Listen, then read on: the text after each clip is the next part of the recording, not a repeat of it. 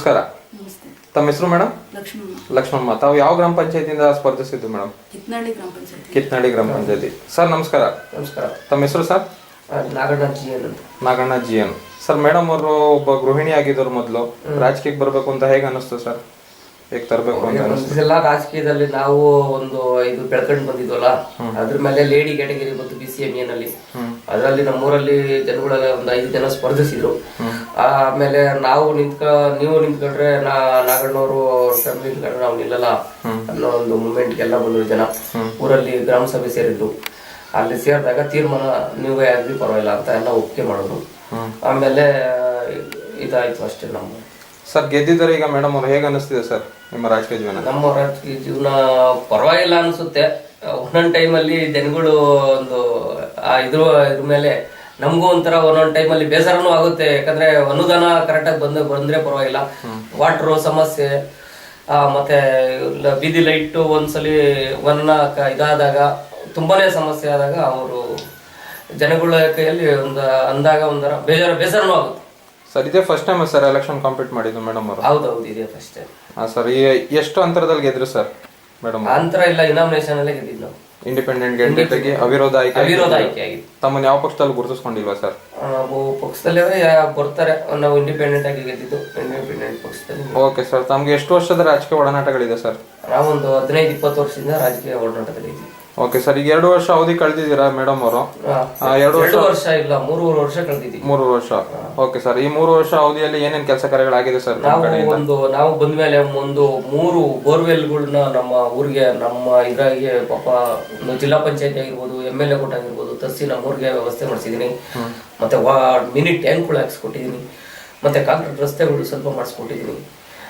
ಮತ್ತೆ ಮನೆಗಳಿಗೆ ವಾಟರ್ ಇರಲಿಲ್ಲ ಫಸ್ಟ್. ಇವಾಗ ಮನೆಗಳಿಗೆ ಎಲ್ಲಾ ಮನೆಗಳಿಗೂ ವಾಟರ್ ಸಪ್ಲೈ ಡೈರೆಕ್ಟ್ ಮಾಡೋ ತರ ಮಾಡಿದೀನಿ. ಒಂದು ದೇವಸ್ಥಾನಗಳು ಎಲ್ಲ ಒಂದ್ ಸ್ವಲ್ಪ ಚೆನ್ನಾಗಿ ಇಂಪ್ರೂವ್ಮೆಂಟ್ಸ್ ಮಾಡಿದೀವಿ.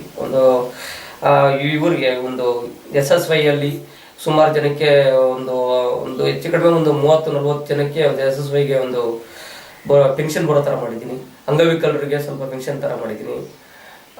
ಮತ್ತೆ ಗ್ರಾಂಟ್ಸ್ಗಳು ಊರುಗಳಲ್ಲಿ ಗ್ರಾಂಟ್ಸ್ ಒಂದು ಫಸ್ಟ್ ಬಸವ ವಸತಿಯಲ್ಲಿ ಒಂದು 25 ಜನಕ್ಕೆ ಬಸವತಿಯಲ್ಲಿ ಒಳ್ಳೆ ಮಾಡಿಸ್ಕೊಟ್ಟಿದೆ. ಅದರಿಂದ ತಿರ್ಗಾ ಒಂದು ಮನೆ ಕಟ್ಟಲಿಲ್ಲ ಅವರು, ಸುಮಾರು ಒಂದು 5-6 ಜನ ಮನೆ ಕಟ್ಟಿದ್ದಾರೆ ಅಷ್ಟೇ. ಮತ್ತೆ ಇಂದಿರಾ ಆವಾಸ್ ಅಲ್ಲಿ ಬೇರೆ ಮನೆ ಕೊಡ್ಸಿದೀನಿ. ಅವರು ಇಂದಿರಾ ಆವಾಸ್ ಅಲ್ಲಿ ಕಟ್ಟಿರೋರು ಹೆಚ್ಚು ಕಡಿಮೆ ಎಲ್ಲ ಮಾಡಿಸಿದ್ದಾರೆ. ಮತ್ತೆ ಶೌಚಾಲಯಗಳಿಗೆ ಒಂದು 3,800 ಅನುದಾನ ಬಂದಿದೆ ಪಂಚಾಯತಿಯಿಂದ. ಅದು ಸಹ ಒಂದು ಹೆಚ್ಚು ಕಡೆ ಒಂದು 30 ಜನಕ್ಕೆ ಅನುದಾನ ಕೊಡಿಸಿದೀನಿ. ಮತ್ತೆ ಇನ್ನ ಸ್ಕೂಲು ಸ್ವಲ್ಪ ಶಿಶು ಆರೋಗ್ಯಕ್ಕೆ, ಅವರಿಗೆ ಮಕ್ಕಳಿಗೆ ಪುಸ್ತಕಗಳು ಅವು ಇವು ಸ್ವಲ್ಪ ಡೆವಲಪ್ ಮಾಡಿಕೊಟ್ಟಿದ್ದೀವಿ. ಸರ್ ಕಳೆದ ವರ್ಷದಲ್ಲಿ 3 ವರ್ಷ ಅವಧಿಯಲ್ಲಿ ಇಷ್ಟೆಲ್ಲ ಕೆಲಸ ಕಾರ್ಯಗಳು ಮಾಡಿದೀರಾ. ನಮ್ಗೆ ಇನ್ನೂ 2 ವರ್ಷ ಅವಧಿ ಇದೆ.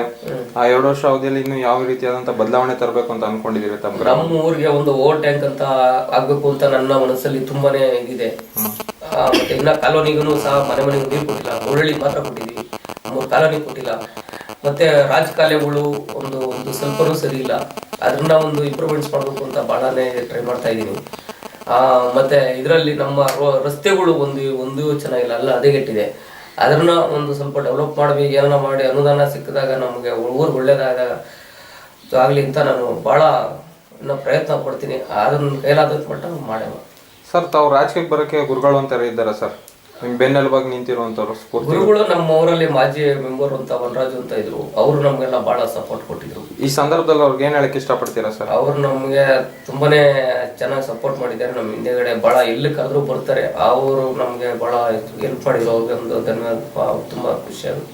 ಸರ್ ಮೇಡಮ್ ಅವ್ರ ಈ ಸ್ಥಾನಕ್ಕೆ ಬರ್ಬೇಕಾದ್ರೆ ನಿಮ್ಮ ಗ್ರಾಮದ ಪ್ರತಿಯೊಬ್ಬ ಜನತೆನೂ ಕಾರಣ. ಅವರ ಅತ್ಯಮೂಲ್ಯವಾದ ಮತಗಳು ನೀಡಿ ಮೇಡಮ್ ಅವ್ರನ್ನ ಈ ಸ್ಥಾನಕ್ಕೆ ತಂದು ನಿಲ್ಸಿದ್ದಾರೆ. ಸೊ ಅವ್ರಿಗೆ ಈ ಸಂದರ್ಭದಲ್ಲಿ ಏನ್ ಹೇಳಕ್ ಇಷ್ಟಪಡ್ತೀರಾ ಸರ್? ತುಂಬಾ ನಮ್ಗೆ, ನಮ್ಮ ಜನಕ್ಕೆ ಬಹಳ ನಮ್ಮ ಧನ್ಯವಾದಗಳು ಹೇಳಕ್ಕೆ ನಾನು ಇಷ್ಟಪಡ್ತೀನಿ. ಮೇಡಮ್ ತಾವೇನ್ ಹೇಳಕ್ ಇಷ್ಟಪಡ್ತೀರಾ ನಿಮ್ ಗ್ರಾಮಸ್ಥರಿಗೆ? ನನ್ನನ್ನು ಆಯ್ಕೆ ಮಾಡಿರೋದ್ರಿಂದ ತುಂಬಾ ಖುಷಿಯಾಗಿದೆ. ಅದರಿಂದ ಅವ್ರಿಗೆ ಧನ್ಯವಾದ. ಇಷ್ಟು ಕಾಲ ನಮ್ಮ ಜೊತೆ ಮಾತಾಡಿದಾಗೆ ಧನ್ಯವಾದಗಳು.